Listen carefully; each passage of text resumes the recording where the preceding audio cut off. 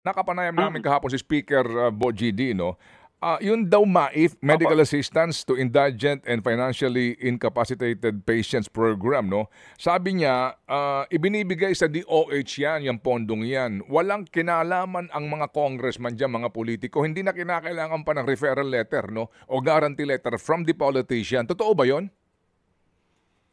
Opo, ang execution po, yun yung ibig sabihin yun, yung budget execution talaga binibigay sa DOH. Kaya nga po, Manong Ted, tuwing sinasabi, di ba nagtataka ho kami at ako na rin mismo yung nagsasalita officially na parang bakit sinasabi ng congressman na hindi namin binabayaran yung kanilang mga guarantee letter?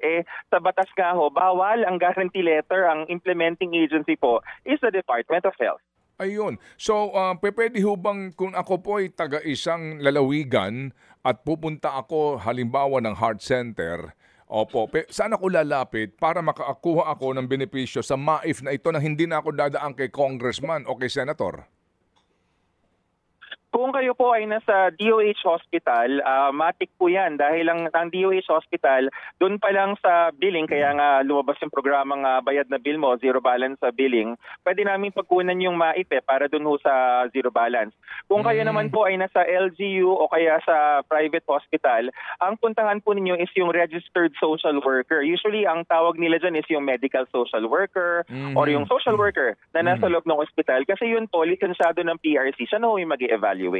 Mga kapatid, brothers and sisters, saan ka pa? Dito na tayo sa totoo. Dito na tayo sa True FM. Mga kapatid, mag-subscribe and follow po kayo sa social media accounts ng True Network PH. Yan po kami, hanapin nyo lang True Network PH, Facebook, Instagram, YouTube, TikTok, and podcast. Mapa Apple or Spotify man yan, mahahanap nyo kami. Lahat ng mga napapanood at napapakinggan nyo po sa programa, nasa social media accounts namin yan. So, paano mga kapatid? See you sa social media!